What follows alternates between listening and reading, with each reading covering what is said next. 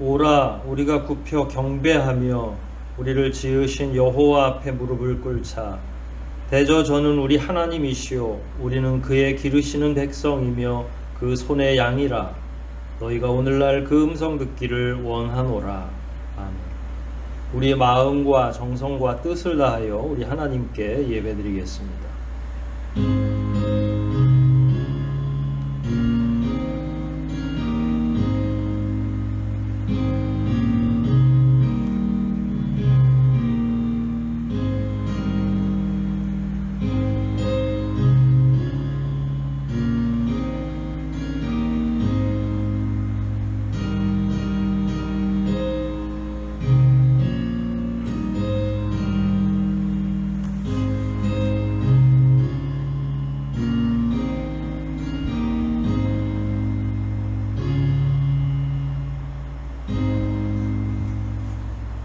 거룩하시고 자비하신 아버지 하나님, 귀한 은혜를 따라 지나간 한 주간도 여러 어려움 가운데에서 주의 자녀들을 지켜 보호하여 주시고 이처럼 새로운 한 주를 주님 안에서 맞이할 수 있는 귀한 은택을 베풀어 주심을 인하여 감사와 영광을 돌리옵나이다.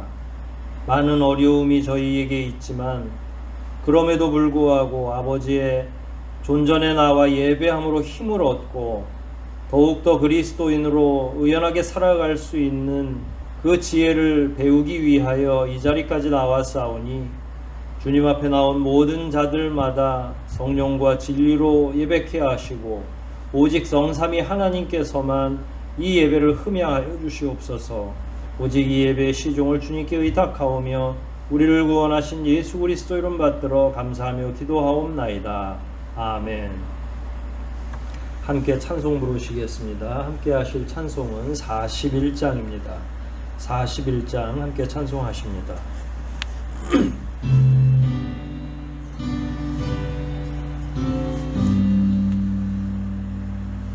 큰 영광 중에 계신 주 나 찬송합니다.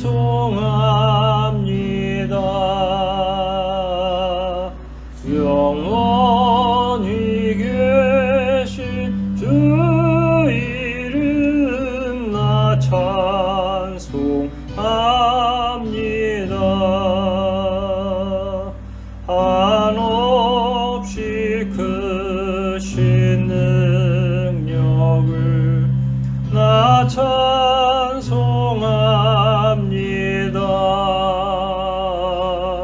참되고 미쁜 그 언약 나 찬송합니다. 온 천지 창조하시던 그 말씀 힘이 있어 영원히 변치 않는 줄 나 믿사옵니다.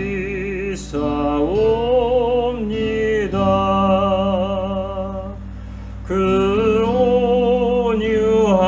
온유하신 주 음성 날 불러주시고 그 품에 품어주시니 나 찬송합니다.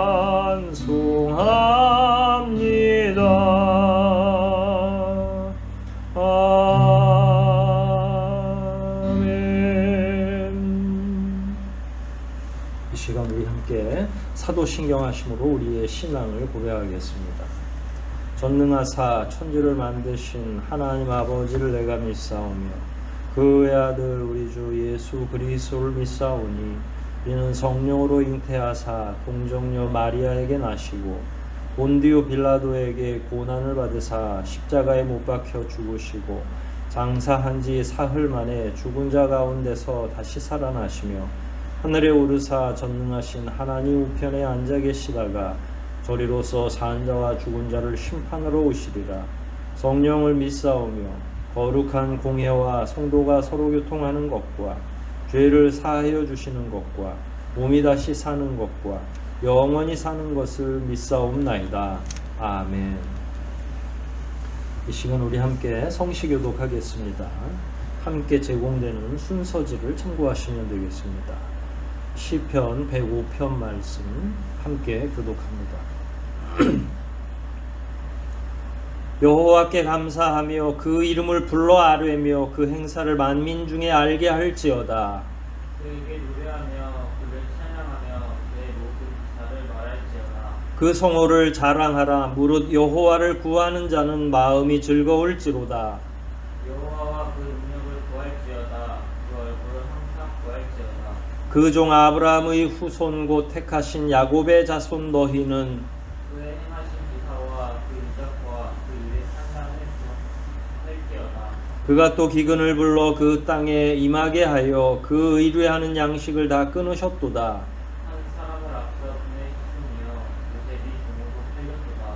그 발이 착고에 상하며 그 몸이 쇠사슬에 매였으니 곧 여호와의 말씀이 응할 때까지라. 그 말씀이 저를 단련하였도다. 왕이 사람을 보내어 저를 방석하며 열방의 통치자가 저로 자유케 하였도다. 저로 그 집의 주관자를 삼아 그 모든 소유를 관리케 하고 임의로 백관을 제어하며 그 지혜로 장로들을 교훈하게 하였도다. 이는 저희로 그 법을 듣게 하려 하심이로다. 할렐루야. 아멘. 이 시간 우리 지나간 한 주를 생각하시면서 회개의 기도를, 새로운 한 주를 기대하는 마음으로 간구의 기도 다 함께 드리시고 기도 후에 남한영 장로님 기도 인도해 주시겠습니다.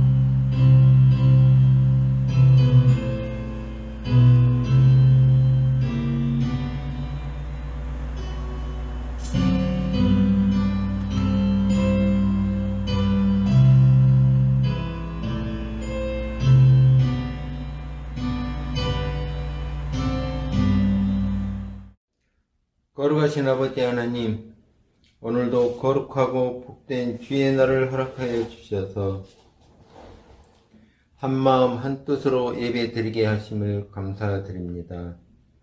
은혜로운 이 시간 주님의 복된 날에 소망을 안고 나아온 저희들에게 새 생명과 새 희망을 불어넣어 주옵소서. 눈에 보이는 현실은 수많은 어려움에 쌓여 있지만 우리의 눈을 들어 하나님 나라의 소망을 갖게 하시고 하나님의 영광의 빛으로 나아갈 수 있도록 인도하여 주옵소서. 지난 한 주간의 각자의 처소와 일터에서 주님이 주신 사명을 감당하며 살아왔습니다. 그러나 저희들이 근심 많고 유혹 많은 세상에 살면서 주님의 이름을 온전히 의지하지 못한 모습을 고백하오니 연약한 저희들에게 공유를 베풀어 주시어 주님의 자녀로 담대하게 살아갈 수 있게 하옵소서. 소망을 주시는 주님, 오직 주님을 바라보며 예배드리는 자녀들에게 믿음에서 오는 기쁨과 평화를 충만하게 하여 주셔서 성령의 능력으로 소망이 차고 넘치게 하옵소서. 은혜가 풍성하신 주님, 주님을 믿는 모든 그리스도인들이 빛과 소금의 역할을 감당하기에 부족함이 없는 귀한 영혼들로 세워주시고 특별히 우리 하늘소망교회 다음 세대를 이끌어갈 자녀와 청년들이 말씀으로 양육되고 훈련되어 확실하고 분명하게 주님의 뜻을 분별하여 끝까지 믿음을 지키며 살게 하옵소서. 지난주부터 예수님께 배우는 교회론을 들고 단위에 서신 목사님, 건강과 리더십, 영적 탁월성을 더하여 주셔서 우리 교회를 향하신 주님의 기대와 소원을 이루어드리는 귀한 충성된 목자가 되게 성령께서 함께하여 주옵소서.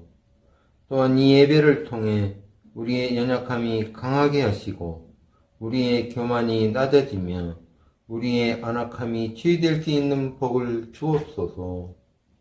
이 모든 것 주님께 의탁하오며 우리를 살리신 예수님의 이름으로 기도드립니다. 아멘. 하늘에 계신 우리 아버지여, 이름이 거룩히 여김을 받으시오며 나라의 임하옵시며 뜻이 하늘에서 이룬 것 같이 땅에서도 이루어지이다. 오늘날 우리에게 일용할 양식을 주옵시고 우리가 우리에게 죄 지은 자를 사하여 준 것 같이 우리 죄를 사하여 주옵시고 우리를 시험에 들게 하지 마옵시고 다만 악에서 구하옵소서. 대개 나라와 권세와 영광이 아버지께 영원히 있사옵나이다. 아멘.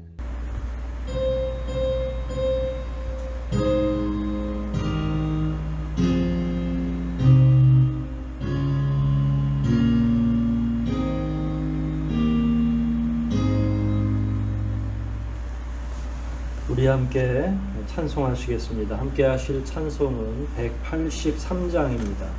183장 함께 찬송하시겠습니다.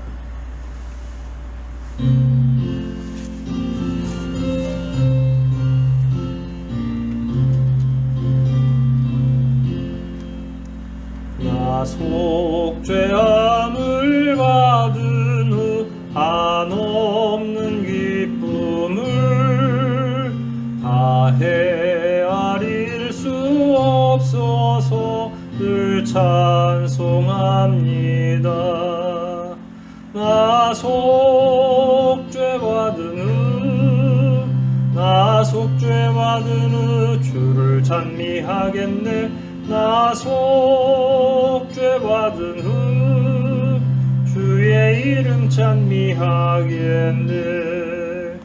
나 속죄함을 받은 후 내 맘이 새로워 주 뜻을 준행하면서 죄 길을 버리네. 나 속죄받은 후 주를 찬미하겠네.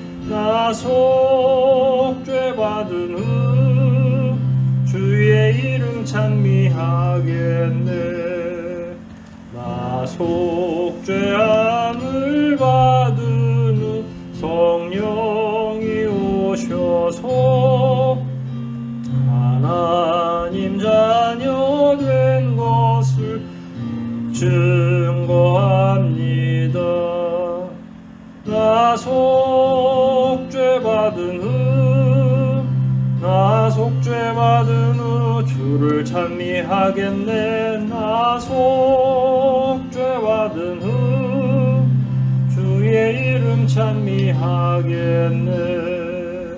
나 속죄함을 받은 후 보혈의 공로로 내 주님 은혜 입으니 늘 평안합니다.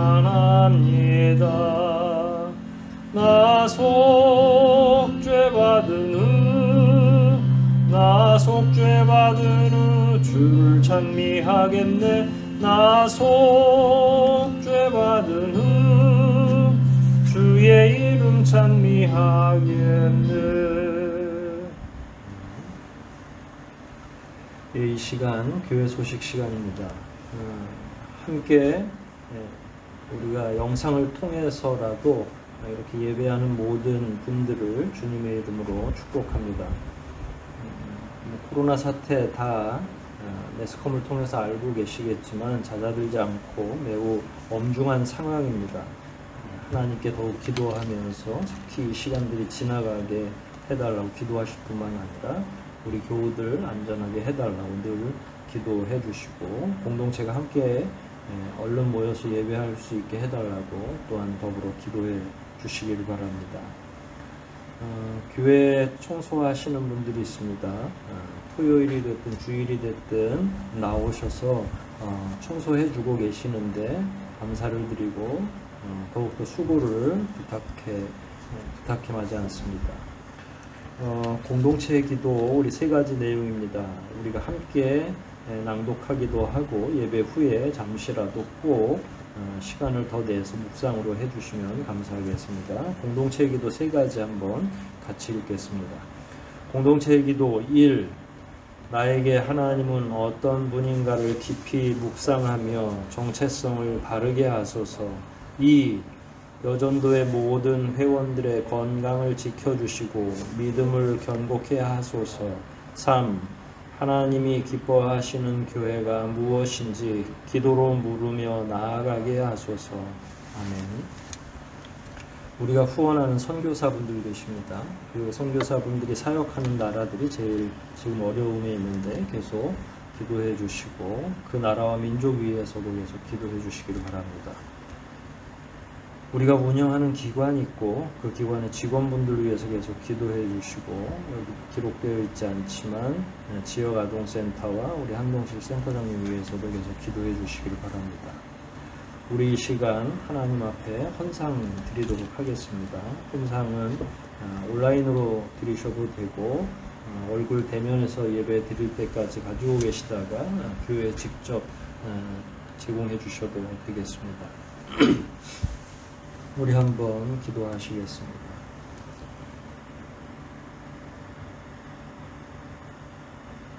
하나님 아버지 감사합니다. 우리 삶의 현장을 되돌이키며 생각해 볼 때 여전히 많은 위험들이 있고 우리 마음대로 진행되는 것은 없으며 우리로 하여금 늘 마음이 가라앉게 하기도 하고 우리의 믿음조차도 방향을 잃을 때가 있는 것을 저희가 이 시간 고백하며 주님 앞에 나아갑니다.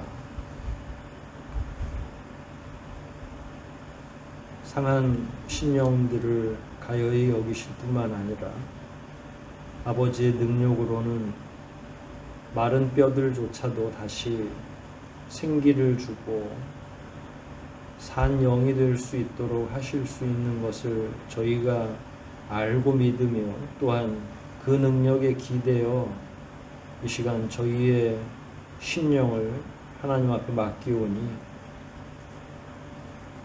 상처받고 여러 가지 어려움 때문에 고통을 당하는 우리 모두의 심령을 또한 육신을 아버지께서 다시 한번 살펴주시고 오직 귀하신 능력을 따라 주님 안에서 회복되고 새로워질 수 있는 은혜를 베풀어 주시옵소서. 코로나로 인한 감염병이 많은 사람들을 고통에 몰아넣고 있고 우리 교우들도 위험에 늘 직면해 있는 것을 인하여 간구하오니 아버지께서 눈동자처럼 지켜주시고 보살펴 주시며 매 순간마다 안전하게 도와주시기를 원하옵나이다. 우리의 의지와는 상관없이 우리가 아무리 열심히 스스로를 보호한다 하더라도 하나님께서 도우시지 않으면 그 어떤 것도 소용이 없는 것을 저희가 압니다. 하나님께서 늘 저희를 눈동자처럼 보호하여 주시고 특별히 연로하신 집사님, 권사님들을 하나님께서 강건하게 붙들어 주실 뿐만 아니라 이런 모든 과정들이 잘 지나갈 수 있도록 다함이 없는 은혜로 덧입혀 주시기를 원하옵나이다. 어린 영혼들도 주님 앞에 의탁하오니 한 영혼 한 영혼을 아버지께서 귀히 여겨주시고 이런 혼란한 가운데에서 반드시 어린 영혼들이 주님 안에서 영육간 아울러 잘 성장할 수 있도록 도우시고 그 어느 것보다 우리 어린 영혼들을 보살펴 주시고 인도하여 주시고 가정에서 부모를 통해 말씀으로 잘 양육될 수 있도록 가정마다 덧없는 은혜를 허락하여 주시옵소서. 경제적으로 많은 어려움을 경험하고 있는 우리 교우들 가정을 살펴주시고 일찍이 구약의 백성들을 매일매일 만나와 메추라기로 먹이시고 40여 년 이상을 주님의 품 안에 보호하여 주신 것을 저희가 기억하며 간구하오니 이 어려운 기간이 다 지나갈 때까지 주의 자녀들 보살피시고 먹을 것을 공급해 주시고 여러 가지 어려움에도 더욱더 그 믿음이 바로 세워지며 하나님 앞에 다가가는 저희가 될 수 있도록 역사하여 주시옵소서. 저희들은 한 치 앞도 내다볼 수 없는 미련하고 어리석은 존재들이오나 오직 성령을 힘입을 때 하나님께 의지하고 의뢰할 때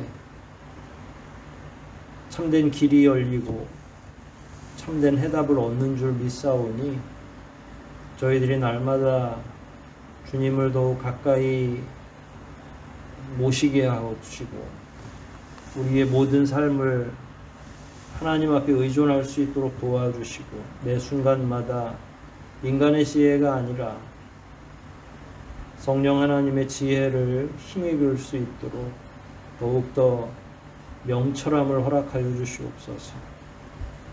그러기 위해 저희들이 말씀으로 교훈받고 또한 더욱더 주님 앞에서 영적인 훈련을 감당하고자 하오니 우리 각 사람에게 더욱더 지혜의 말씀을 허락하여 주시고 말씀으로 거듭날 뿐만 아니라 말씀 안에서 더욱더 든든히 세워지는 저희가 되도록 진리로 주장하여 주시옵소서.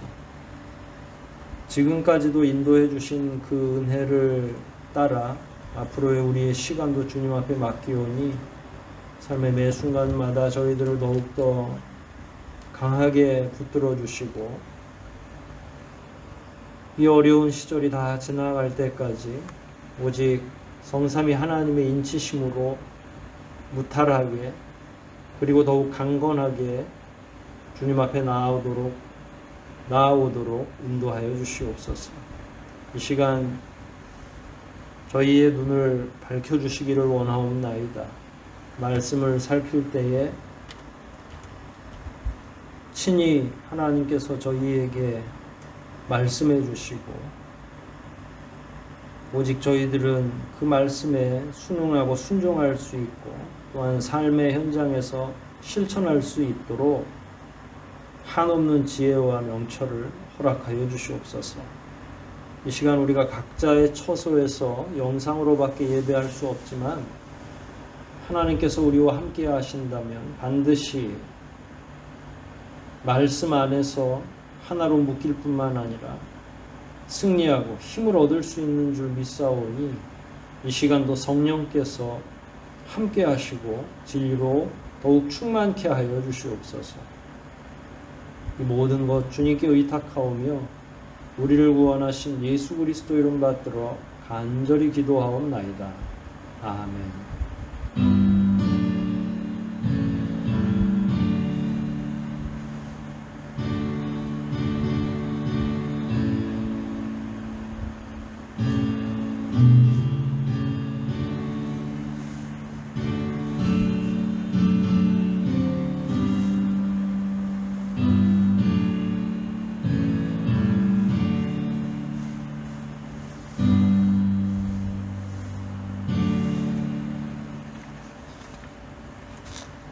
이 시간 성경 말씀 함께 읽고 말씀 나누도록 하겠습니다.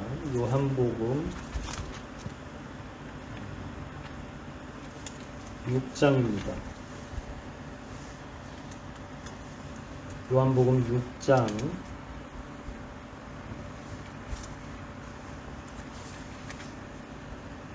35절 말씀.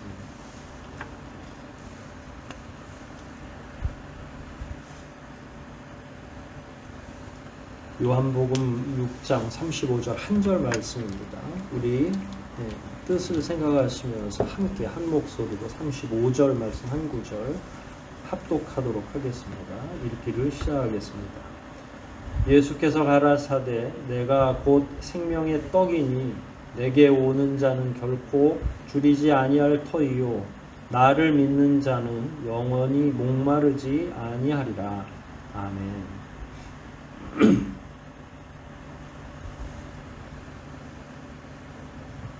지난주에 예수님께 배우는 교회론 제 첫 시간을 가졌고요. 이제 이번 주부터는 7번 혹은 그 이상 되는 시간이 될 수도 있겠는데 요한복음에 나오는 예수님이 나는 뭐뭇이다 라고 하는 그 본문들을 가지고 주님이 생각하는 공동체는 어떤 공동체인지, 우리는 과연 주님을 어떻게 알고 어떻게 믿고 따라야 되는지, 이런 부분을 좀 계속 이야기하려고 합니다. 이걸 교회론이라고 할 수도 있고요. 예수님께서 말씀하신 거고 본인에 대해서 말씀하신 거니까 기독론, 한자로 예수 그리스도론이라고 할 수 있겠어요. 기독론이 한자니까 예수 그리스도론 이렇게 이야기할 수도 있겠죠. 그런데 예수님이 교회의 몸이시고 머리시니까 그런 면에서는 교회론이라고 할 수도 있겠습니다.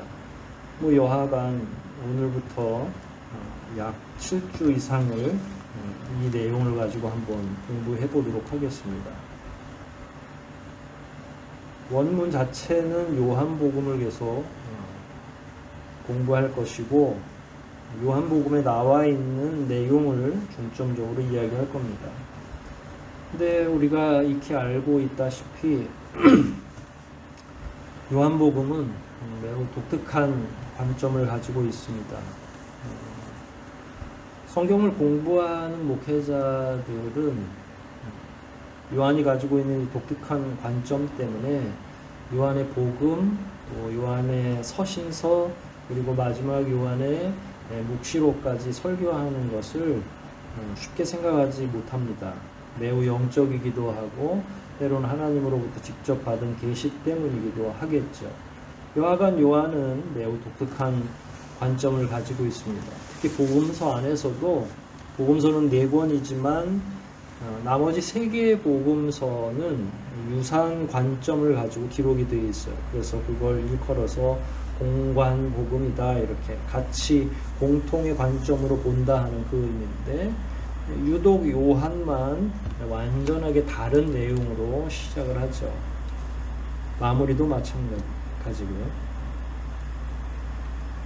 이런 이유는 아마도 다른 저자들의 경우는 본인이 경험하기도 했지만 다른 이들이 직접 보고 듣고 경험한 것을 나중에 귀담아 듣고 정리했다고 하면, 요한 같은 경우는 처음부터 예수님과 함께 있었고 그러니까 경험이 되게 풍부하겠죠. 그래서 타인의 경험이 아니라 자기의 경험인데다가 거기에다가 계시된 내용까지도 들었다는 거예요.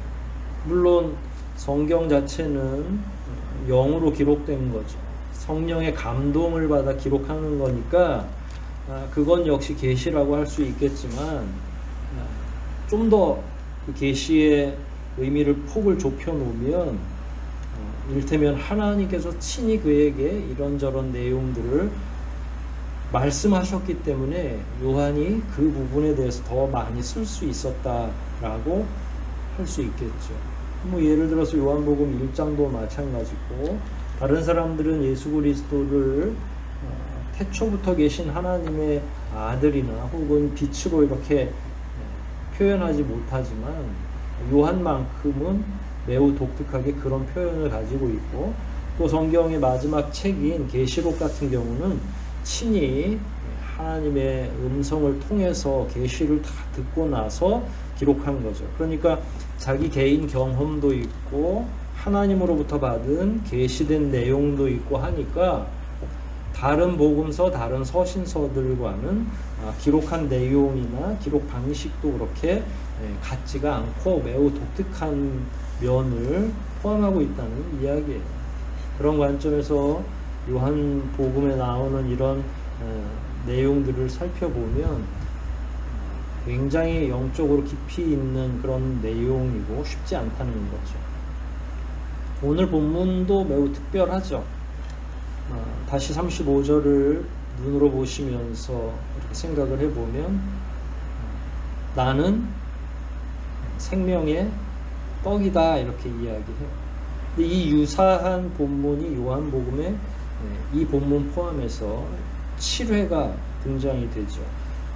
그걸 일컬어서 나는 뭐뭇이다 라고 예수님이 말씀하시는 본문인데, 나는 다음 주에 다룰 내용입니다만 세상의 빛이다, 나는 양의 문이다, 나는 선한 목자다, 나는 부활과 생명이다, 나는 길과 진리와 생명이다, 나는 참포도나무다. 이게 다 요한복음에 등장하는 내용이죠. 요한만의 특성이라고 할 수 있겠습니다.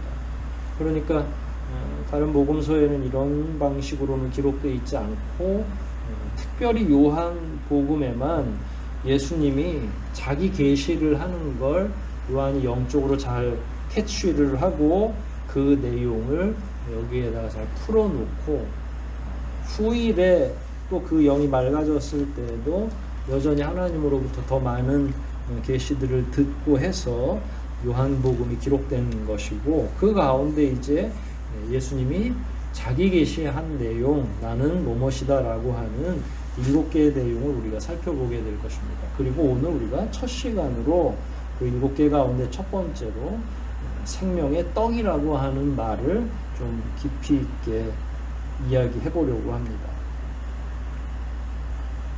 생명의 떡이다. 내가 곧 생명의 떡이다 라고 했는데, 이 떡이라고 하니까 사실 우리는 떡을 주식으로 삼진 않죠. 이걸 원래 원문으로 그냥 번역을 하면 처음에는 이게 우리는 떡문화니까 떡으로 번역했죠. 번역할 당시에 빵이라는 의미가 없으니까. 근데 이건 원래 빵이죠. 유대인들 같은 경우는 몇 번 말씀드렸습니다만은 난 종류, 마른 부침개처럼 이렇게 얇으면서 넓은, 오늘날의 저 피자 밑에 깔려있는 도우 같은 그런 형태의 빵들, 두툼하기도 하고 얇기도 하고, 지금도 이 지역에 가면 도톰한 피자 도우 같은 빵들을 구워서 먹고 팔기도 하고 합니다. 근데 여기서 그런 빵을 의미하는 건데, 빵이라고 하는 건 양식을 의미하는 거예요. 그 사람들에게 있어서. 우리는 빵을 주식으로 먹진 않잖아요. 떡도 마찬가지입니다만은 간식처럼 먹지만, 여기에서 말하고 있을 때 이 사람들 같은 경우는 빵 자체가 양식이에요. 밥 이렇게 표현하면 되죠. 그러니까 사실은 처음 번역했을 때 여기서 떡이라고 번역하기보단 내가 곧 생명의 양식이다, 혹은 아주 이해하기 쉽게 생명을 주는 밥이다, 나는 밥이다 이렇게 표현했으면 훨씬 더 쉽게 이해할 수 있겠죠. 그런데 그걸 조금 약화시켜서 이렇게 이야기하는 겁니다. 인생들에게 있어서 제일 중요한 것 가운데 하나가 먹는 것이죠. 왜냐하면 먹어야 생명을 계속 유지할 수 있는 거죠. 주님은 그와 같은 것을 너무 잘 알고 계셨기 때문에 내가 곧 생명의 양식이다, 생명을 주는 밥이다 라고 스스로 지칭한 거죠. 왜 오늘 본문에서 뜬금없이 갑자기 스스로를 생명의 양식 혹은 생명의 빵이라고 하셨을까? 사실은 이렇게 말씀하시는 과정은 매우 자연스러운 과정을 거쳐서 이 말씀을 하게 되는 거예요. 6장 전체가 사실 오늘 본문과 다 연결이 되어 있는데 앞본문부터 이렇게 살펴서 마지막 절까지도 다 동일한 내용이 계속 유지되고 흐른다고 생각하시면 돼요. 6장 한 장이 다 이 말씀이니까. 그러니까 사실은 나는 생명의 양식이다, 빵이다, 떡이다, 밥이다 뭐 이렇게 얘기하신 이 내용은 매우 중요하다는, 한 장 전체를 할애해서 그 이야기를 다루고 있습니다. 처음에 이 말씀을 하게 된 배경은 이 말씀을 하신 날보다 하루 앞당겨서 있었던 사건부터 기인합니다. 6장 앞부분을 보면 오병이어의 기적이 나오죠. 오병이어가 뭡니까? 보리떡 5개와 물고기 2마리로 5,000명 혹은 7,000명 그 이상의 아이들과 어르신들까지 다 합하면 약 10,000명 이상의 백성들을 먹이신 그 사건, 그 기적을 의미하죠. 오병이어의 기적을 보여주고 나서 그 기적을 실제로 체험하고 본 사람들은 그 많은 사람들이 완전히 발칵 뒤집혔어요. 왜냐하면 놀랍고 대단한 일이 벌어진 거잖아요. 그래서 그 사람들은 6장 15절인데 예수님을 찾기 시작한 거죠. 도대체 이 능력 있는 사람이 누구냐. 그리고 15절에 찾아온 까닭이 뭐냐면 예수님을 왕으로 삼자라는 거예요. 호황되죠. 그런데 그걸 아시고 15절 다시 뒤로 가면 다시 혼자 산으로 떠나가시니라. 그러니까 호련히 그냥 휙 가버리신 거예요. 그렇다고 해서 백성들이 또 안 찾는 건 아니죠. 사람들이 계속 여기저기를 찾았어요. 22절부터 보면 바다 건너편에서는 우리가 배 한 척 밖에 다른 배가 거기 없는 것과 또 어제 예수께서 제자들과 함께 그 배에 오르지 아니하시고 그 제자들만 가는 것을 보았더니, 그래서 그 뒤로 보면 여기저기 24절이죠. 예수를 찾으러 가버나움까지 가고 바다 건너편에서 만났다 이렇게. 그러니까 결국 하루 종일 예수님을 찾고 밤이 새도록 못 찾으니까 예수님을 다시 찾아온 거예요. 그리고 나서 26절에 알쏭달쏭한 말을 하시죠. 뭐라고 하셨냐면 너희가 나를 찾은 것은 표적을 본 까닭이 아니라 떡을 먹고 배부른 까닭이라. 아니 분명히 기적도 받고 배도 부른데 표적 때문에 찾아온 건 아니고 떡 먹고 배불러서 찾아온 거라고 예수님이 말씀하신 거예요. 이게 어떤 말씀일까 이렇게 생각을 해보시면 아주 중요한 의미가 담겨 있는데, 표적 혹은 이 기적이라고 하는 건 의미 자체, 의도 자체가 기적을 베풀 때 그 기적을 베푼 당사자가 하나님과 어떤 관계를 맺고 있어야 돼요. 위대한 선지자들도 그렇고 기적을 베풀 때는 본인의 능력으로 베푼 건 아니잖아요.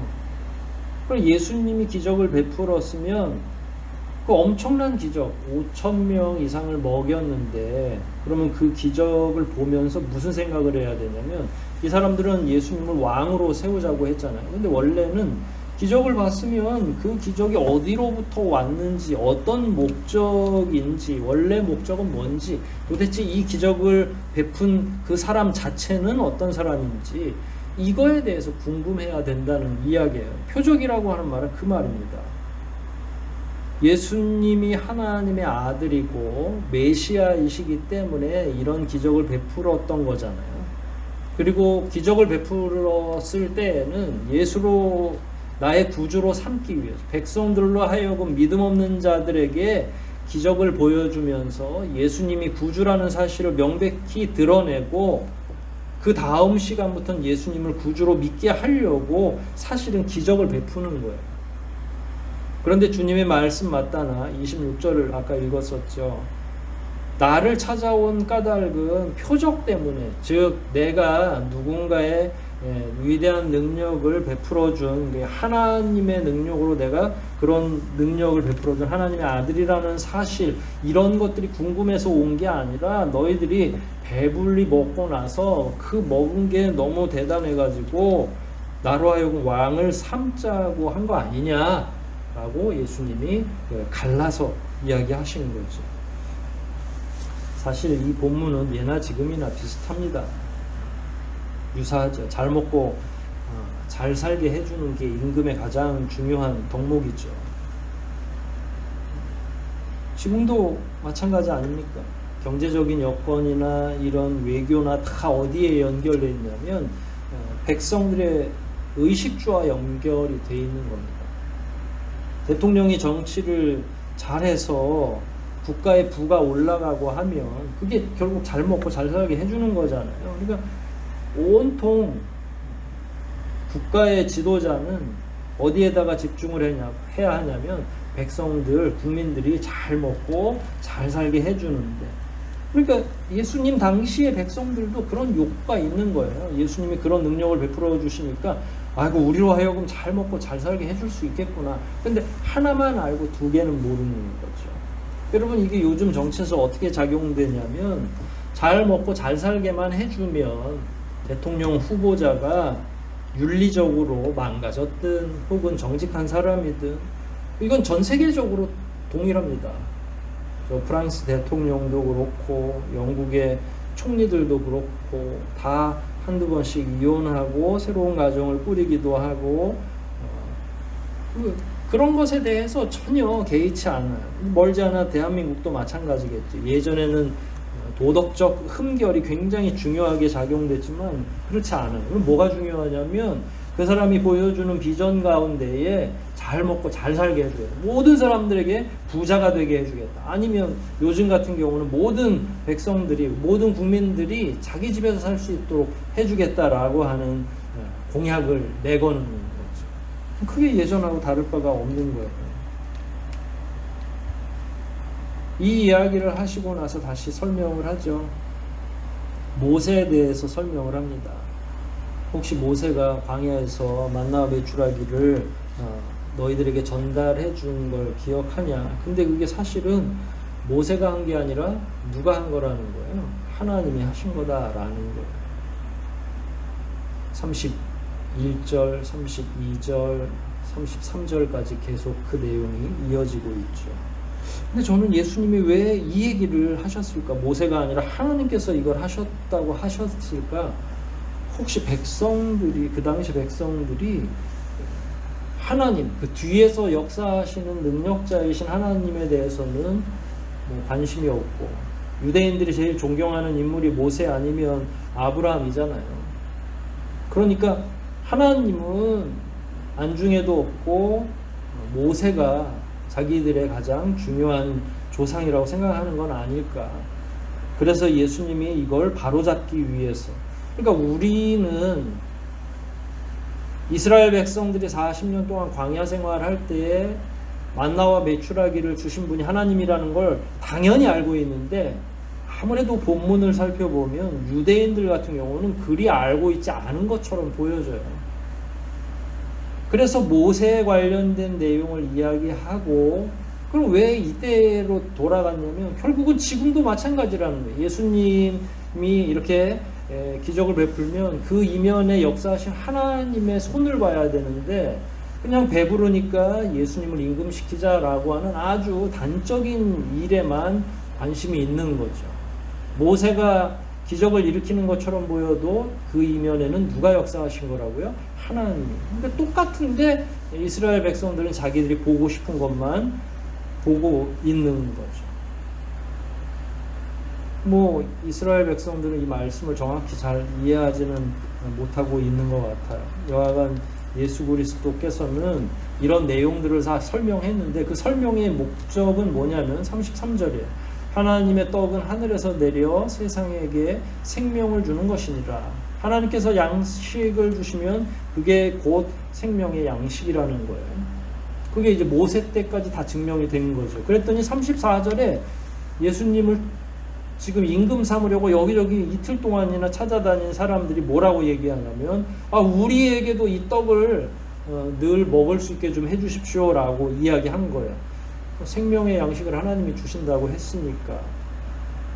그런데다가 어제 예수님이 오병이어의 기적까지 베풀었으니까 백성들 입장에서는 우리한테 동일하게 생명의 양식을 좀 주면 안 되겠냐라고 이야기한 거죠. 그 대답이, 그 질문에 대한 대답이 오늘 우리가 읽은 35절 본문 말씀이에요. 조금 길게 왔지만 이스라엘 백성들이 예수님을 지금 찾아온 유대인들이 우리에게도 그 양식을 주쇼 이렇게 이야기하니까 예수님이 내가 곧 생명의 떡이니 라고 말씀을 하신 거죠. 그리고 나서 이 말씀을 증폭시켜서 계속 설명하는 게 6장 마지막까지예요. 예나 지금이나 이런 말씀들은 쉽지 않습니다. 매우 어려웠어요. 뒤로 한번 휙 가볼까요? 60절을 한번 보면 제자 중 여럿이 듣고 말하되 이 말씀은 어렵도다. 누가 들을 수 있느냐. 말씀이 너무 어려운 거죠. 근데 여기서 제자 중 여럿 이렇게 얘기했는데 이거 12제자만을 의미하는 건 아니에요. 더 많은 수의 제자들이 이야기하고 있는 거예요.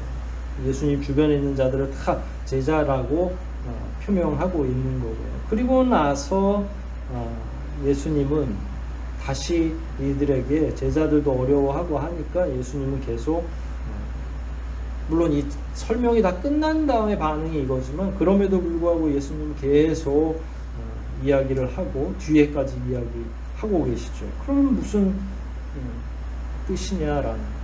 사실 어려울 수밖에 없는 게, 우리가 사실 성찬에서 인용하고 있는, 제가 성찬을 진리할 때마다 여러분들이 기도하시는 동안에 성경 말씀을 찾아서 읽거든요. 그게 이제 56절, 57절, 58절 주로 이런 내용이죠. 내 살을 먹고 내 피를 마시는 자는 내 안에 거하고 나도 그 안에 거한다. 살아계신 아버지께서 나를 보내시며, 예수님에 관한 건데 거기서 이렇게 보면 무슨 뜻인지 잘 이해가 안 되죠. 내 살, 내 피 먹고 마시고 그리고 나서 영생을 주고. 그러니까 우리가 들을 때는 대충이라도 이해하지만 우리도 역시 쉽지가 않아요. 그런데 당시의 사람들은 내 살, 내 피를 먹어라 그러면 얼마나 황당하겠어요. 근데 예수님이 그냥 단순하게 이렇게 이야기하신 게 아니라 본문 중간중간에다가 먹는 게 무엇인지를 다 설명하고 계시죠. 예를 들어서 조금 앞으로 가보면 36절입니다. 그러나 내가 너희더러 이르기를 너희는 나를 보고도 믿지 아니하는도다 하였느니라. 그러니까 35절에 아까 대답했다고 그랬잖아요. 내가 곧 생명의 떡이니. 근데 내가 생명의 떡이고 내가 너희들의 양식이다라고 말씀했고 이미 여러 차례 그런 기적들을 보여줬는데 믿지 않는다는 거예요. 그래서 여기서 먹는다는 건 믿는 것과 관련이 되어 있다는 사실을 우리가 알 수 있어야 돼요. 40절도 그렇거든요. 내 아버지의 뜻은 아들을 보고 믿는 자마다 영생을 얻는 이것이니, 이게 무슨 말이냐면, 자 보세요. 생명의 양식을 먹으면 영생한다고 그랬잖아요. 근데 40절에서는 아들을 보고 믿는 자마다 영생을, 그러니까 영생을 얻는 건 같아요. 그런데 한 번은 먹어야 된다고 했고 여기서는 믿어야 된다고 얘기한 거니까 먹는 것과 믿는 것은 사실은 동일한 의미라는 거예요. 즉 영생을 얻으려면 생명의 양식을, 즉 예수를 먹어야만 하는 건데, 그렇다고 우리가 그의 살과 그의 피를 진짜 먹고 마시는 건 아니잖아요. 그걸 은유적으로 표현한 것이 바로 믿는다라고 하는 표현이잖아요. 믿는다는 말을 표현한 게 먹는다라고, 흡수한다, 내 안에 완전하게 수용한다라고 하는 그 의미예요. 음식물을 먹는 가장 중요한 목적은 먹고서 내 피와 살이 되게 하는 거잖아요. 수용하는 거잖아요. 나와 한 몸을 이뤄야 되는 거잖아요. 그래야 그 음식물이 내게 소용이 되고 그게 나한테 에너지가 되는 거죠. 믿음으로 생명을 얻고 영생하니까 마치 믿음은 우리에게 생명 유지와 에너지를 공급하는 양식과 동일하기 때문에 예수님이 내가 곧 생명의 양식이다. 내가 너희들의 밥이다 라고 말씀하신 거예요. 결국은 믿음으로 말미암아 구원을 얻는 거고 예수님이 오신 목적은 딱 이거 하나니까. 47절도 한번 볼까요? 진실로 진실로 너희에게 이르노니 믿는 자는 뭘 가져요? 영생을 가졌나니. 그래놓고 48절에 내가 곧 생명의 떡이로라. 믿는 것 그리고 생명의 떡 이거를 같은 내용으로 설명한 거죠. 그러니까 백성들은 거기에 대해서 계속 못 알아듣겠다고 한 겁니다. 왜냐하면 온통 먹고 마시는 것에만 관심을 가지니까 아니 도대체 자기가 뭔데 자기를 먹으라고 하냐, 뭘 마시라고 하냐, 징그럽다. 어떻게 사람의 피를 먹고 마시냐라고 생각을 하는 거죠. 그러니까 수준 자체가 완전히 물질적인 세계관에 사로잡혀 있는 생각을 벗어나지 못하는 거예요. 근데 이걸 알려면 우리는 영적으로 이해할 수밖에 없잖아요.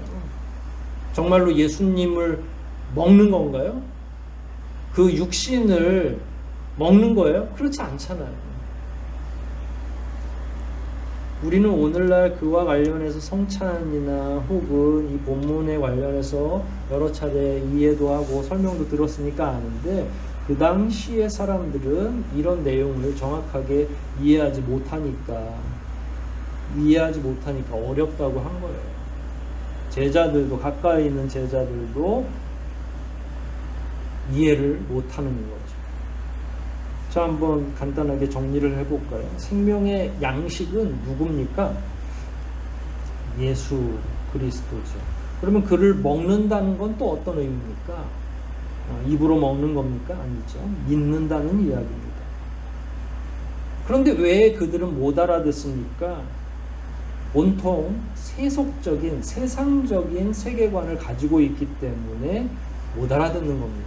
먹고 마신다라고 하는 수준을 영적으로 이해할 수 있는 수준이 아닌 거죠. 그럼 여기서 이제 한 가지 의문이 들죠. 이렇게 못 알아듣는데 심지어 주변에 예수님을 따라다니던 제자들도 말씀이 어렵다고 하는데 왜 이 어려운 말씀을 예수님은 사람들에게 이해하지도 못하는 사람들에게 말씀하신 걸까? 45절에 힌트가 있어요. 45절 보면 선지자의 글에 거기 보면 이사야 54장 13절인데 완전하게 같은 본문은 아니에요. 여하간 저희가 다 하나님의 가르치심을 받으리라 기록되었은즉 아버지께 듣고 배운 사람마다 내게로 오느니라.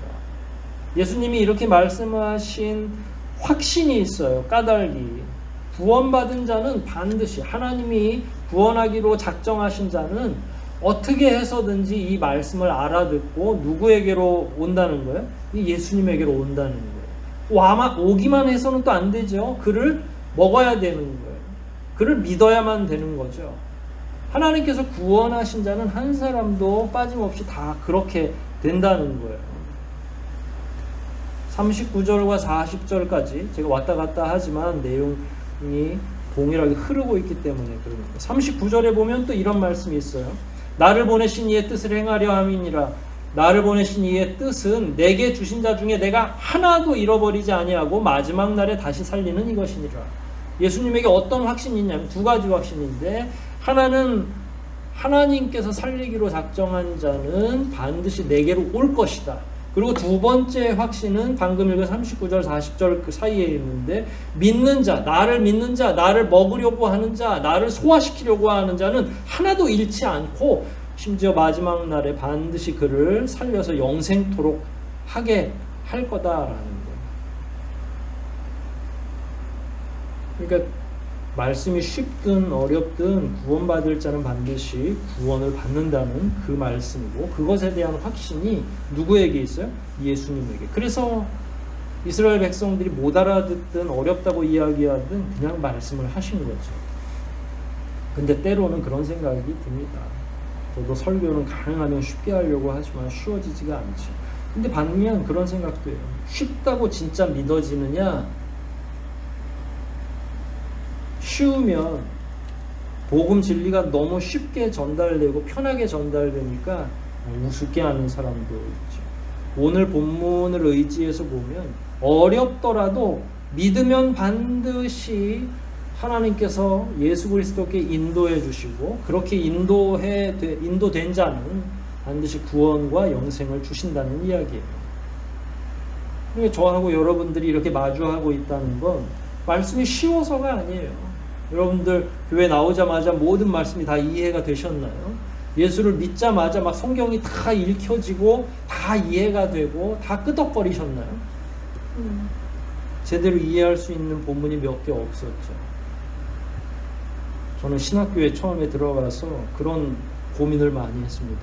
아니 이렇게 두꺼운 성경을 내가 어떻게 알고 하나도 모르는데 나중에 목사님들처럼 막 설교를 해야 될 것 때문에 숨이 막 턱턱 막히는 거예요. 도저히 못할 것 같은데 하나도 모르겠거든요. 읽기는 여러 번 읽고 학교에 들어갔지만 성경을 알고 있는 게 아니니까. 그런데 하나님께서 그 일을 하시는 거죠. 알려주시고 지혜를 깨우쳐 주시고. 저하고 여러분에게 있는 경험이 그겁니다. 처음에 하나님께 나왔을 때는 하나도 알지 못하고 알려주셔도 또 까먹게 되고 그럼에도 불구하고 여기까지 온 건 하나님이 끊임없이 계속 진리를 우리에게 알려주실 뿐만 아니라 그를 확실하게 믿을 수 있는 믿음까지 은혜로 제공해 주셨기 때문에 이 과정이 계속 진행되면서 여기까지 온 거예요. 그럼 어떤 자들은 떠나죠. 어렵다고 생각하는 자들 가운데 66절을 볼까요? 참 슬픈 이야기가 나옵니다. 어렵다라고 이야기를 했죠. 60절에. 그리고 나서 예수님이 또 설명을 하세요. 그런데 이해를 못하죠. 그리고 66절에 이런 말씀이 있어요. 이러므로 제자 중에 많이 물러가고 다시 그와 함께 다니지 아니하더라. 그러니까 예수님을 제자들 중에 떠나갔다. 예수님 곁을 떠났고 다시는 돌아오지 않았다는 거예요. 여러분 예수님이 얘기하신 핵심적인 내용이 뭐예요? 나는 생명의 떡이다 라고 얘기했는데 그건 영생을 의미하는 거잖아요. 교회 메시지 가운데 뭐가 제일 중요할까요? 예수 믿고 구원받는 거죠. 하나님 나라 가는 거죠. 영원히 사는 거죠. 이거를 빼놓고는 다른 얘기를 하나만 하지 않습니까? 그러니까 제일 중요한 얘기를 예수님이 하신 거예요. 이 이야기가 왜 슬프냐면 그렇게 제일 중요한 우리들 사이에서 오가는 많은 이야기들 중에 가장 기본적이고 가장 핵심적이고 가장 중요한 그 이야기를 했는데 그 이야기가 어려우니까 그 이야기가 쉽지 않으니까 하필이면 그 이야기 듣고 떠나가고 다시는 돌아오지 않았다는 이야기예요. 그럼 어떻게 생각하십니까? 원하는 게 달랐다고 밖에 할 수 없죠. 오병이어의 기적을 체험한 사람들 가운데 예수님을 추종하려고 돌아온 사람들은 원하는 게 다른 거예요. 예수님을 세상의 왕으로 삼으려고 한 거죠. 원하는 게 다르면 예수님을 오랫동안 쫓아다닐 수가 없어요. 왜냐하면 그 사람들이 원하는 건 육적인 욕망인데 세상적인 세속적인 욕망인데 그게 한번 마음을 사로잡기 시작하면 그 욕망을 거스를 수가 없는 거죠. 그러니까 진짜 빵을 먹고 싶은 거예요. 그런데 예수님은 자꾸 영적인 빵을 이야기하시는 거예요. 같이 갈 수가 없는 거죠. 만족할 수가 없는 거예요. 과연 그 사람들은 예수님에게 어떤 얘기를 듣고 싶어 왔을까라는 무엇을 보려고 예수님과 더불어 광야로 간 것입니까? 참 슬픈 일이죠. 사람들이 예수님이 가장 중요한 핵심적인 메시지 가운데 교회도 마찬가지 오늘날 제일 중요한 게 예수 믿고 영생 얻는 거죠. 근데 따분하고 재미없고 귀담아 듣지 않으려고 하고 교회를 떠나게 되죠. 마치 그 당시 백성들이 예수님의 곁을 떠난 것처럼. 근데 참 놀랍게도 그럼에도 불구하고 교회는 존속하죠. 아까 말씀드린 것처럼 구원받을 자를 하나님이 반드시 예수님께로 인도해 주시고 예수님은 그 가운데 한 사람도 잃지 않아요. 이렇게 말씀을 듣고 떠나가는 사람들이 있었음에도 불구하고 그 다음에 교회는 폭발적으로 성장하는데 교회가 성장하는 이면에 엄청난 박해가 있어요. 예수님 부활 승천한 다음에 교회를 얼마나 없애려고 노력을 하는지 고난도 엄청나고 그리고 그 기간이 짧지도 않아요. 기독교가 로마 제국의 종교로 공인받기까지 그리고 믿어도 된다고 할 때까지 예수님 사후 300년이 걸려요. 그러니까 그 기간 동안에 어마어마한 정말로 무시무시한 박해와 핍박이 있었던 거죠. 그럼에도 불구하고 떠나지 않고 그 말씀이 비록 잘 이해가 되지 않지만 반드시 하나님께서 이해시켜 주시고 우리를 하나님의 지혜로 인도해 주실 것을 믿어 의심치 않는 자들은 남아 있었고 그 사람들이 교회를 이루고 있었던 거예요. 하나님께서 구원하시기로 한 자들, 그들을 결코 놓치지 않겠다고 하신 주님이 한 사람 한 사람을 보호하시고 보존한 거죠. 그런 이유로 교회는 떠나는 사람이 많지만 계속 유지되는 거예요. 참 놀라운 일이죠. 가장 중요한 말씀 가운데 제자들은 떠나가 버리고 그럼에도 불구하고 또 교회는 유지되고 있고 우리 문제로 눈을 좀 돌릴 필요가 있습니다. 저는 지난해부터 계속 이 교회론과 관련해서 고민을 계속 하고 있어요. 이 시대의 교회는 어떠해야 되는가? 그런 질문들을 하면 되죠. 우리는 교회에 왜 왔나? 처음. 우리의 목적은 무엇에 있는가? 여러분 그 목적이 성취되지 않잖아요. 그러면 교회를 떠나게 돼 있어요. 여러분은 어느 때 교회를 떠나고 싶은 충동을 느낍니까? 어느 때 그런 고민을 하게 됩니까? 다 관계의 문제가 제일 많죠. 사람과 사람 사이의 관계가 좋지 않을 때, 그러니까 영생이나 예수님의 약속이 틀어져서 안 나오는 게 아니라 전부 다 저하고 여러분 사이의 관계의 문제 때문에 교회를 포기하게 되는 거예요. 심지어 신앙을 아예 되돌아보지도 않죠. 예수님 당시나 지금이나 비슷합니다. 본질이 아닌 것에 자꾸 목적을 두기 때문에 그것에 실망하고 그런 것 때문에 힘든 거죠. 오늘 본문으로 돌아와서 다시 한번 질문하고 고민해 보건데 단순하게 생각하면 돼요. 과연 교회란, 여러분 교회란 어떤 곳입니까? 오늘 본문과 연결해서 보면 어떤 사람들이 모인 거죠? 뭘 고백해야 되는 거죠? 오늘 본문과 관련해서 6장 35절입니다. 예수님이 뭐라고 그랬어요? 생명의 떡이다. 그러면 우리는 어떤 신념으로 모인 거예요? 예수님을 어떻게 알고 와야 돼요? 예수님을 생명의 양식이라고 믿는 자들의 모임이 교회인 거예요.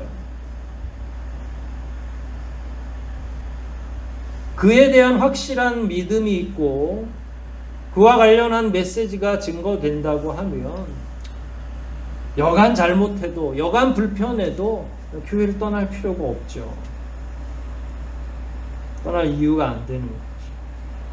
왜냐하면 그런 믿음만 있어도 예수님께서는 그 영혼을, 그런 믿음을 가진 영혼을 끝까지 책임져 주시겠다고 말씀하셨기 때문에 우리가 관계를 잘하고 소그룹 운동을 잘하고 또 교회 헌금을 많이 해서 예수님이 우리를 보존하시는 게 아니라 예수님에 대한 분명한 믿음, 그 믿음이 고백되고 예수로 말미암아 내가 먹고 마신다는 사실에 대한 철저한 인식이 있는 그런 신자들을 예수님은 끝까지 하나님의 나라에 올라갈 때까지 보호하시고 보존하신다는 거예요. 그 믿음이 가장 중요한 거죠.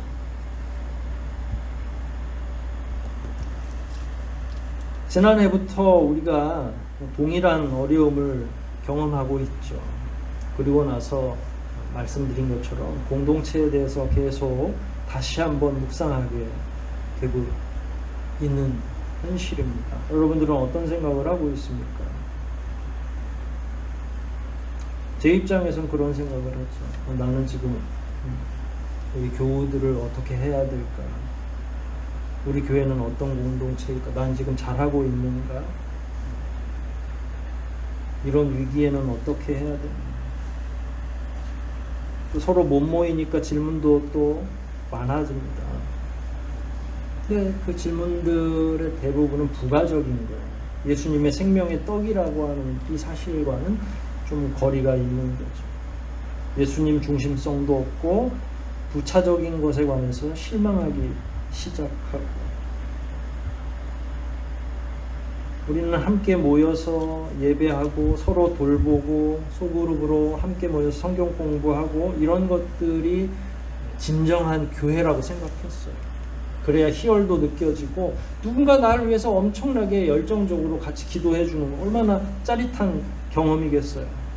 소그룹을 통해서 내가 치유도 받고 내 경험을 공유하고 다른 사람들과 함께 은혜를 나누는 성경 공부 모임 얼마나 중요합니까?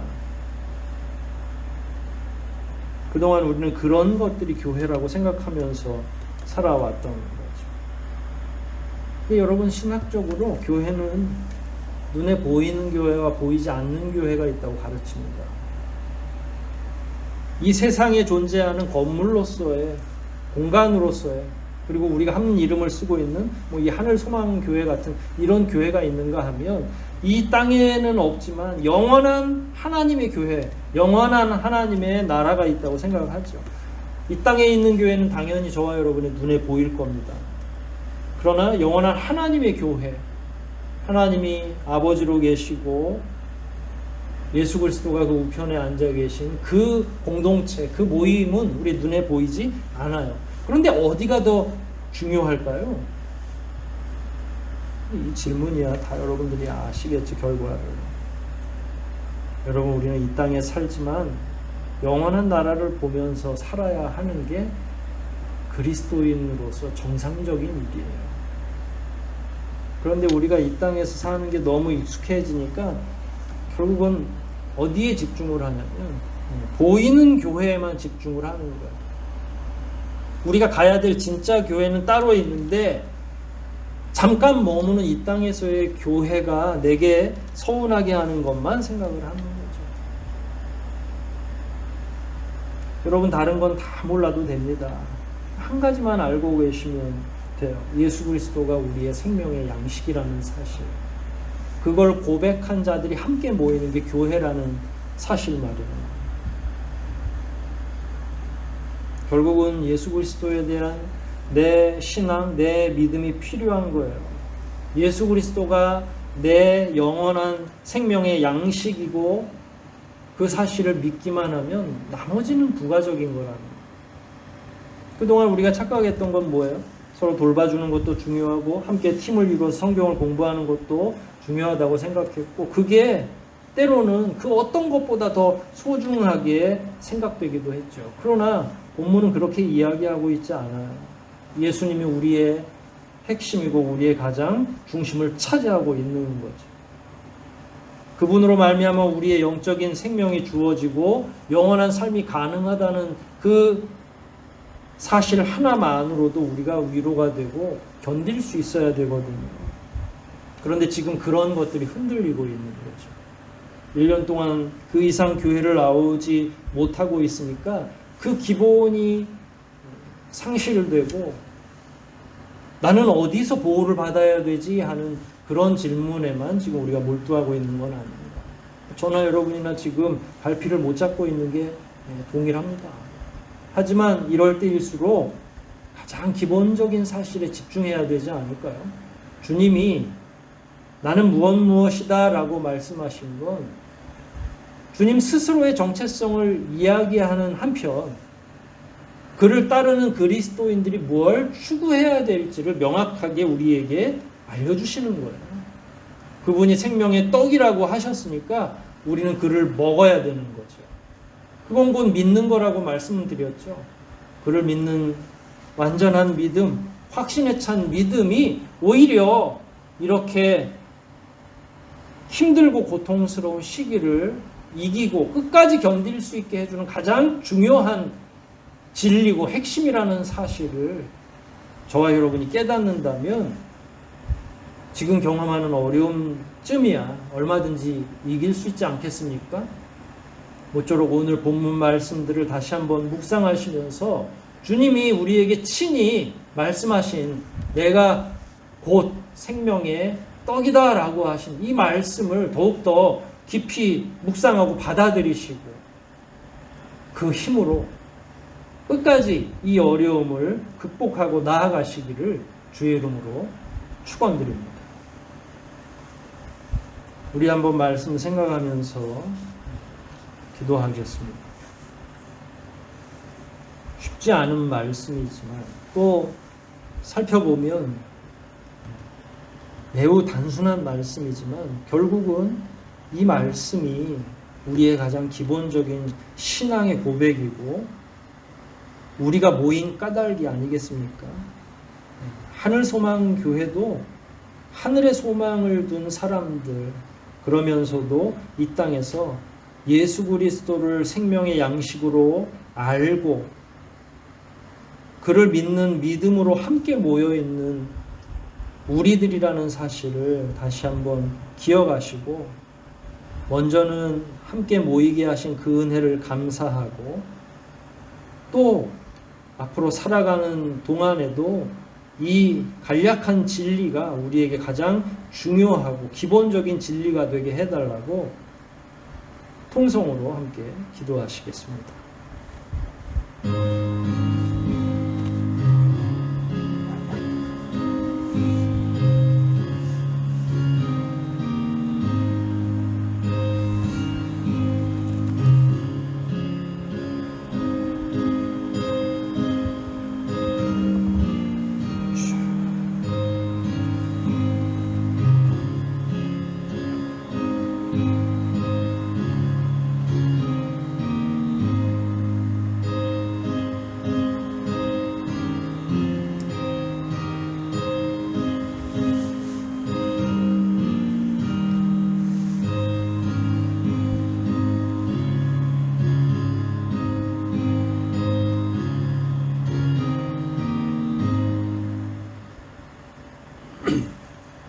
하나님 아버지, 오늘도 말씀을 통해 우리가 가장 본질적으로 가지고 있어야 할 것이 무엇인지를 깨닫게 하시고 더 단순한 신앙적인 토대를 놓아야 된다는 사실을 깨닫게 하시니 감사하옵나이다.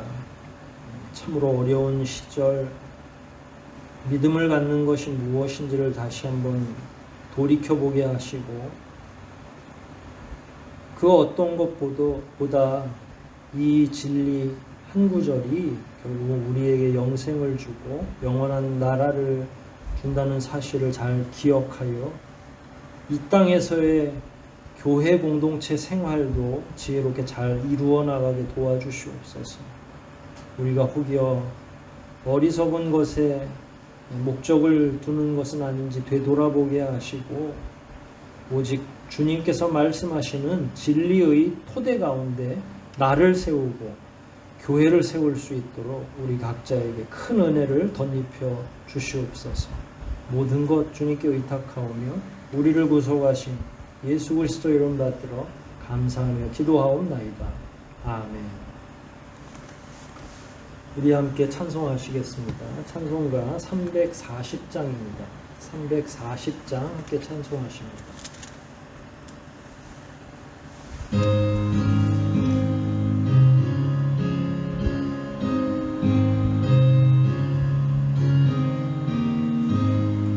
구주 예수 의지함이 쉼이 기쁜 일일세 허락하심 받았으니 의심하주 없도다.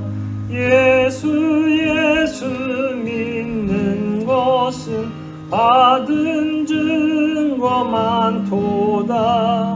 예수 귀한 예수 믿음 더욱 주소서. 우주 예수 의지함 심히 기쁜 일일세. 주를 믿는 나의 맘을 그의 피에 적시네. 예수 믿는 것은 받은 증거 많도다. 예수 귀한 예수 믿음 더욱 주소서. 우주 예수 의지하여 죄악 벗어버리네. 안위 받고 영생함을 주께 모두 얻었네.